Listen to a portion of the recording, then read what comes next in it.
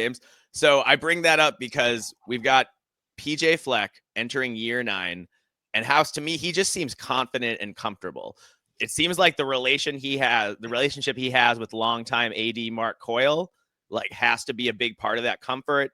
You know, PJ knows he's got him in his corner, and PJ just seems a lot more relaxed now. I mean, he seems excited and focused, but he just doesn't seem as anxious, maybe. And I wonder if that comes across to you, and what do you think of PJ Fleck entering year 9 here? There seems to be a level of confidence with the team in certain specific areas. Like, he was very adamant during spring ball coming out about Drake Lindsay and, you know, what he saw from Drake during the spring portion of practice, just how, you know, he's taken a little bit more command of the team and starting to adjust and pick things up. And I think that's something that is pivotal to the season here, is just how everything comes together with Drake, because this offense it expects a lot out of the quarterback. You know, last year, Max Brosmer at the line of scrimmage, all the things that he was able to do to check into certain plays and have multiple options at the line of scrimmage, the ability to execute that offense. Lindsey's going to be learning as time goes on. And I think that's what fans have to be patient with, is like, there are going to be moments where it really clicks. Mm-hmm. And there'll be moments where it's like, hey, this guy is playing for the first time in the Big Ten. But like, PJ definitely had that vibe.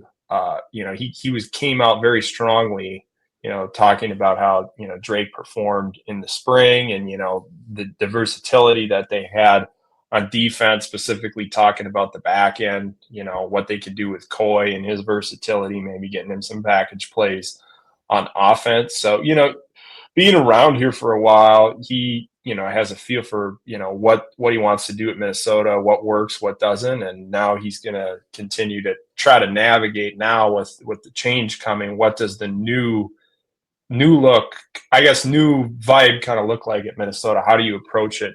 Maybe, you know, slightly different while leaning on what has worked here before. Yeah, no, absolutely. And since you brought up Drake, I think we'll talk about him right now.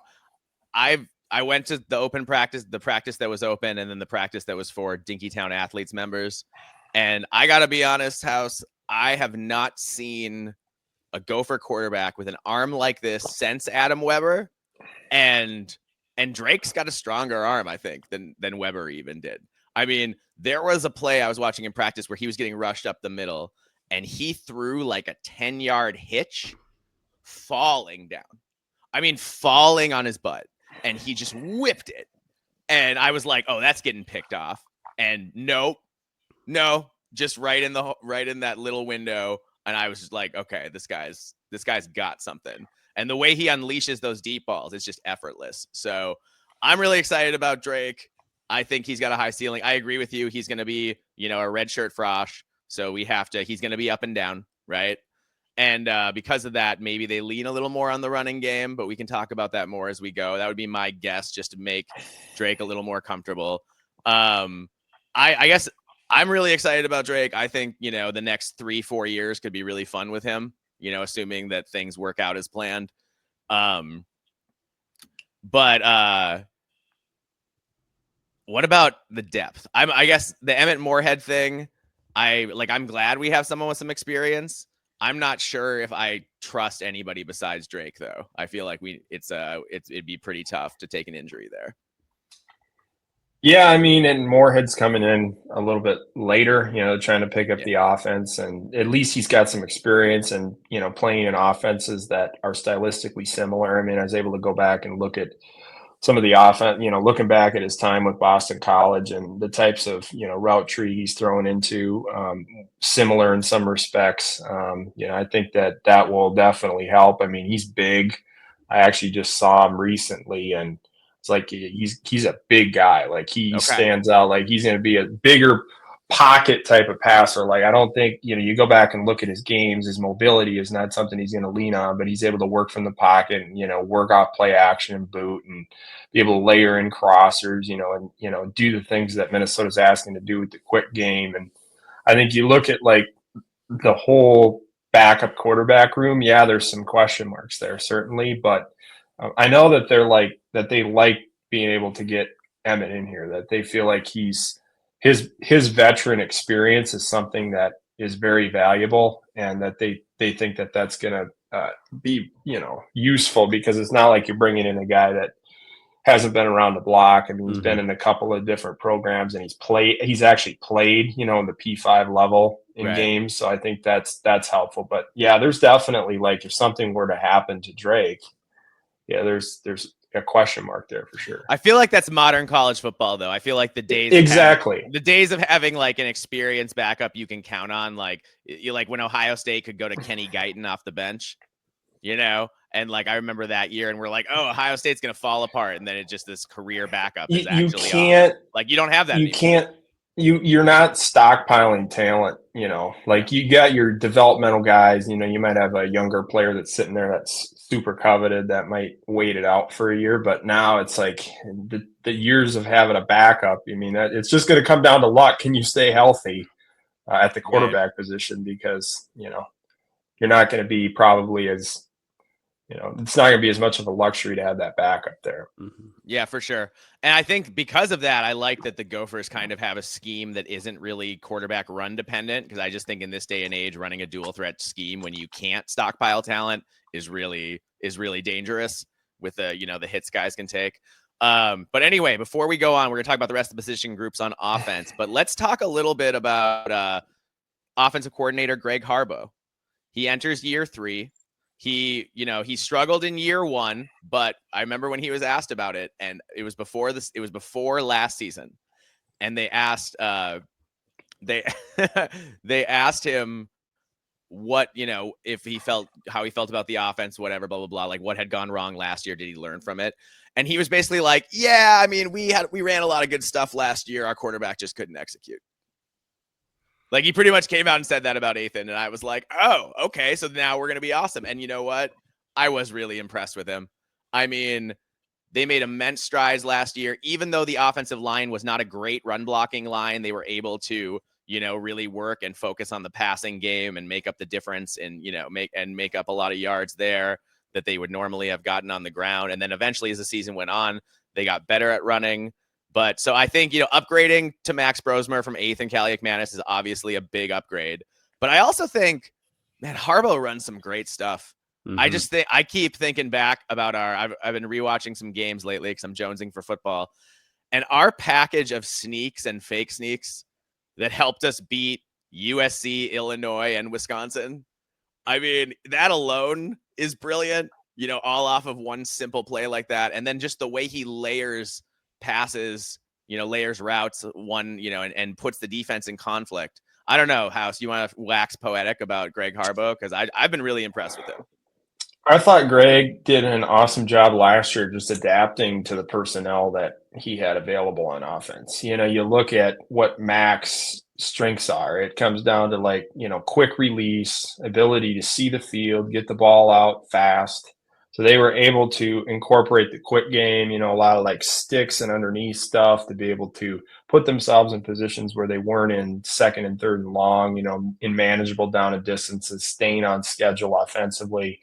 That allows you to open your playbook wide. Your play action is going to work better because, you're not backed up and the pass rush can tee off. So I thought that was something that they certainly emphasized, was using the quick game more as an extension of the rushing attack, because like you say, they weren't as efficient running the football. There were games where they had to lean on the quick game to be able to get 5 yards on first down. So they're 2nd and 5, and then they're able to really open up the playbook. And I thought, using pre-snap motion, being able to set matchups and leverage up for receivers. You look at Daniel Jackson last year, I thought the offense suited his strengths extremely well. They were able to get him a lot of positive matchups to set up routes, be able to allow him to attack leverage. There were a lot of situations where, design was able to put Daniel Jackson in a spot where he could win a one-on-one matchup or, work into space into his zone and settle in. And then, you look at Greg's ability to layer passing concepts over the course of games where it's you see them introduce a design and make a subtle tweak. The USC game, for example, is one they're able to kind of show that that throwback screen, and was able to set that up and make a little subtle tweak later in the game, come back to it and, have success. what they were able to do, layering concepts, teams were studying them out and going, hey, here's some things they like to do, but then come in and make that one subtle tweak when the defense is anticipating, and you can create a big play. So I would say now the big thing is Greg took a huge step forward. The investment in energy last offseason was all about modernizing the passing game, adding a lot of stuff that you see if you're watching the NFL and studying the NFL. Now it's like, okay, what do you do to take the next step? It's elevate, modernize the running game, and match that up with what they're doing in the passing attack. Mm-hmm. So that's where I would say fans should watch for potentially a small evolution in how they do things. And maybe that's related to the personnel as well, because they're going to be, I would say, a more mobile, athletic offensive line than they've been in the past. So keep an eye on that. Absolutely. That's all really good stuff. And as long as we're talking about, you brought up the running game, let's talk about Darius Taylor back for year 3. One of the best running backs in the Big Ten. He can run the ball. He can catch it and run. He'll make guys miss in space. He's got power. He's kind of got everything. The only thing he doesn't have is deep speed. And now we bring in a MAC transfer in AJ Turner, who has that juice, who allegedly has that deep speed, who averaged, over 8 yards a carry or whatever it was last year. So House, I'm really excited about the running back situation with Darius Taylor at the front of the room and now AJ Turner coming in. But what do you, and I even think some of the depth with Fame could be really good. What do you think about the running back room this year? Yeah, you got Darius who, has the physical rushing style. He's able to, also be versatile. I thought that was the thing that made Darius take a step forward in his game last year, is what he was able to do as a receiver. And, obviously he had that background in high school to be able to catch balls and, hey, a check down's not a bad thing. Like, people freak out about check downs and it has that label that, like, oh man, just checking down. Well, that's how you stay on schedule offensively. And that was a big thing. Like, when they weren't running the ball as well, he's able to be involved, through the route design game and in screens and all that stuff. So I thought that was something that he added to his game that was huge. And so, obviously Darius is leading the way. He's the front man, but, you bring in, like you say, AJ Turner, who I think gives them a little bit more of a speed skill set, some acceleration. He does a good job of letting things set up, pressing holes, finding the cutback creases in the zone game. Particular, I think, off outside zone is where he'll shine the most. A little acceleration in the second level and able to kind of make that sharp cut, redirect runs, and navigate through congestion. So I think that, you look at Turner and Taylor, the complementary elements of their skill set and how they fit together. And then, they bring in Cam Davis from Washington, who's more of like a goal line physical guy that can come in and short yardage situations and help you there. I do feel like I've always been a guy that believes in having different rushing styles. Yep. Because I feel like you kind of settle into how someone's running the football over the course of the game. Like, it's like getting into a batter's box, you're like, okay, I'm going to tee off on this fastball. Guys, has this typical rushing style that's like a fastball. Well, you got to have a changeup, you got to have a slider, you got to have some stuff that you can do to be able to mess with the defense and don't let them settle in. So I think having 3 different skill sets like that, plus I think you mentioned Fame. Fame flashed a little bit to me. He's got a little blend of speed and power in him. He practiced once when we were there, and then he didn't practice the last couple. I think we only had 3 open practices, and he practiced 1. But I liked his film coming out of Philly out there. I think he's got some potential entering year 2 to get some rotational time as well.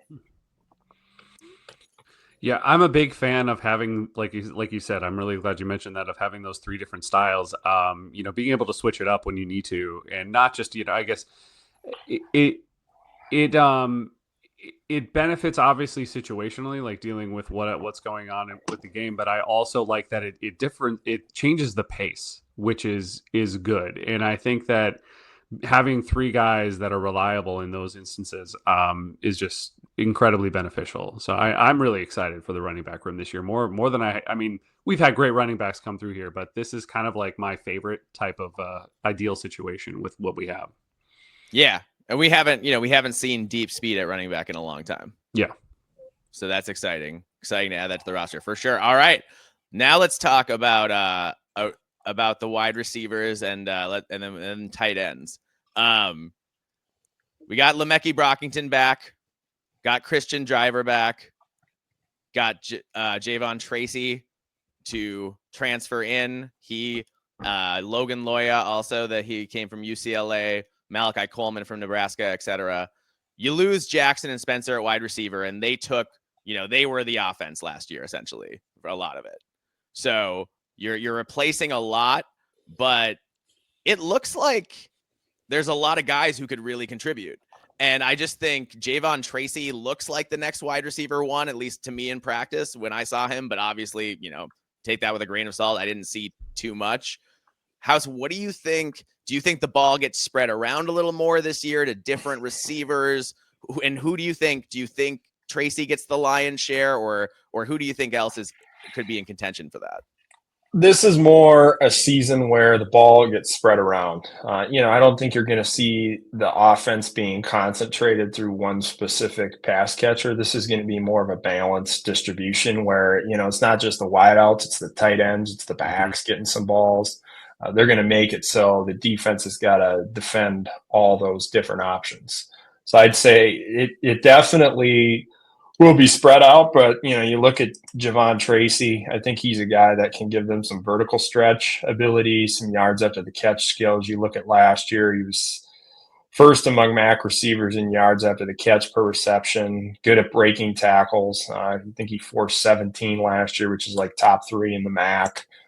So being able to make plays after the catch, win the yards after catch battle, I think that's important. Only dropped 2 balls last year. So, you look at what he was able to do.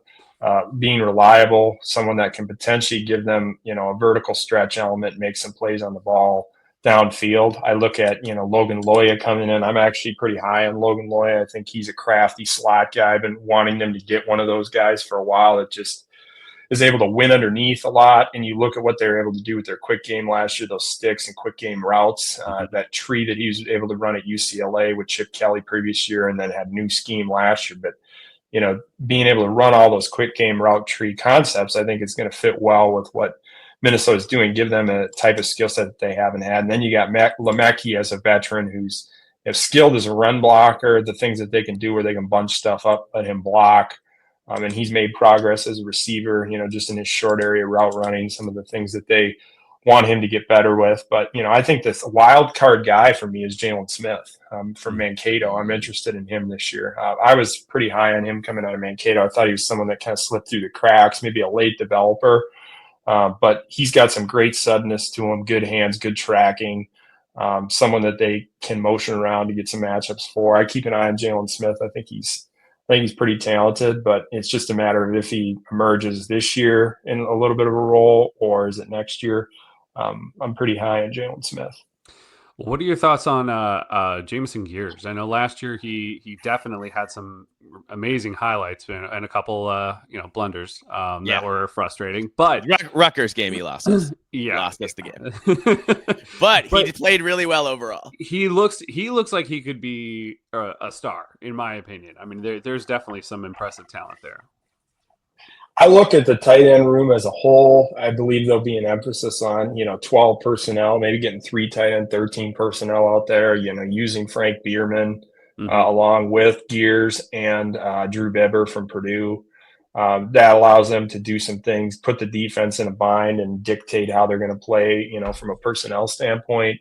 Like you say, Gears, big emphasis for him this year is just versatility, being an all-around player, continuing to develop his skills as a route runner. I thought he was a good underneath guy to be able to, move the chains, convert a lot of first downs. I think there's even more expansion in his game to just, become a consistent threat, working over the middle of the field, being able to stretch teams in that capacity. But Drew Bibber is someone to watch. I know that people have kind of said that he's someone that has adjusted and acclimated well, red zone type of threat, basketball background, one of those power forward type of skill sets to complement Jameson Gears. And then, like you say, Frank Bierman potentially playing, a versatile role when they're able to get multi-tight end sets.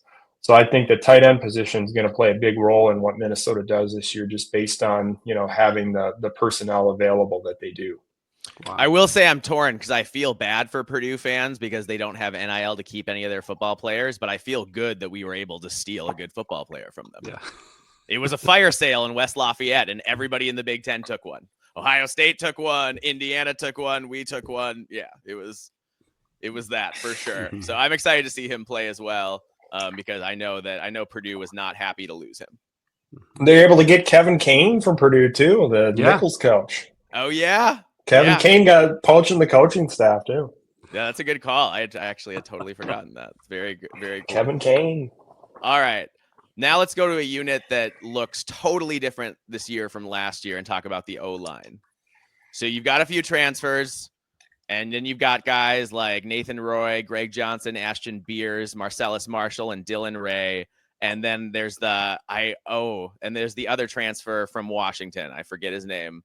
But House, what do you think? Do you have a strong feeling on what the starting five is going to be, or where do you where do you think? Do you have your ear to the ground? Like, are there any rumblings, or what do you think? I know they switched around a lot in the spring, position-wise. Yeah, they switched around a lot in the spring, probably by design when it was open to not really give much of a insight into what they're thinking. But I also think that there is a lot of uncertainty. Like they don't know exactly what the combination is going to look like. They'll gather a lot of information. They were doing it in the spring. They'll do it in the fall here and determine what the path forward is. Because Khalid Tafai transfer from Washington, didn't practice in the spring, so they got to see where he's at, what type of contribution he could make. You look at Greg Johnson, was playing center the previous year. He's going to move to left guard now, which I think is a better, more natural fit for his game potentially. His length, his movement skills, and how he projects into that position. I actually just wrote about that on the site. I think that's a good spot for him. Ashton Beers playing center, who was playing right guard last year.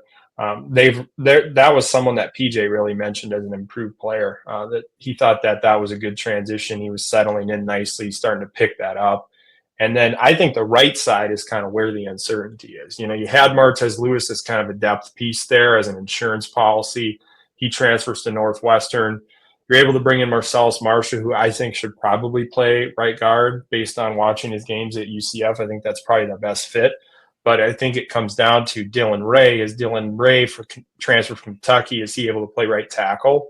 Or is he better suited at right guard and they slide Marcellus Marshall out to right tackle? I guess I don't know exactly, what that combination is going to look like. And then, on the left side, Khalid Tafai or Nathan Roy, which guy emerges? I mean, there's going to be some battles in camp to kind of figure out who is the best, what's the best combination, and how do they go about, crafting it up. Tony Nelson could factor into the picture if they want to plug somebody into the interior. I think they have a lot of interior options. It's just going to be about figuring out the path at the tackle spots, what it looks like, because they're experiencing some big turnover there. And, it is, when you look at it, they do have experience coming back. They got two guys returning and, Beers and Johnson that had good experience, but, they're going to be playing new positions. Plus you got new transfer ads. So I think the offensive line is going to be one of the key components of the season. That group has to gel well together, and maybe sometimes it takes a little time for that to gel and start to catch stride. So I guess I'm curious how that comes together. Yeah, it does almost seem like shades of 2019 when it took a while, and then when it clicked, it really clicked. Yeah, that's very cool. All right, offense as a whole. So I gotta believe with Drake Lindsey being a first-year starter, that PJ is probably, as much as we were past happy last year, I got to imagine PJ is probably going to want to run the ball a little more this year than he did and put a little more on the run game to take the pressure off his freshman quarterback. What do you think, House? How do you think it's going to break out that way? I'd say running the ball will become important, but it'll be based on the game, where it's like if you need to throw a little more based on the type of defense you're playing, you can, but, you're going to run the ball to try to, slow the game down, control the clock, be efficient play to play, allow Drake Lindsey to have good opportunities off of play action. So I'd say the identity might look slightly different, but it will be adaptable based on, the type of trends and tendencies that they're going to see on a week-to-week basis. And with the younger quarterback, there's no doubt that you're going to want to put him in positions where he's staying ahead and on schedule. And so I do believe that there'll still be that component of being able to early down passing, putting yourself in, where you're able to put the ball out in space, get, 5 yards and set yourself up so that you're on schedule, because on schedule performance and being a good down and distances is critical for a young quarterback. So I do believe that run game efficiency has to improve this year. If they want to take a huge step forward, they got to be able to run the ball much better. Well, what I really appreciated last year, Mike and I talked about this a lot, was PJ's, and I know he had a lot of trust in Max, and rightfully so. But it was such a relief to see PJ like trust in his quarterback and trust in his offensive coordinator and remain aggressive in times where he usually would, turtle and then be, too conservative. And then, we would end up somehow losing a game or just fall off completely. And so it was a nice change of pace for a fan, I think, to see that. And I know that, like it's a whole nother story when you have a freshman quarterback, and I'm sure like he might have to pull back a little bit, but do you think he has that kind of trust in his offensive coordinator and in his offense in general? Because there is still a decent amount of experience coming back as far as some of his star players, and obviously having Drake, to study under Max Brosmer last year. And I think that's stuff that you learn in fall camp. You learn, that's where the separation begins, and where you learn, okay, here's what the team can do. Here's what they can't do. Here's who I can trust. Here's who I can't trust. Here's how the team is progressing and everything's coming together. I mean, just based on what he said about Drake and how they feel about Drake, they definitely are showing very strong signs of optimism about, where he's at, how he's growing, the future direction there. I think it's just going to be about, learning what these guys can do in the fall and then adapting the approach based on that, because this is where the team is built. When they come back here from this break and everybody lines up and they put the ball down, that's where you find out, here's the players you have. You have a little idea in your mind of where things are at, but you wouldn't believe in a 4 week period there what can change and what they learn and how their approach might change.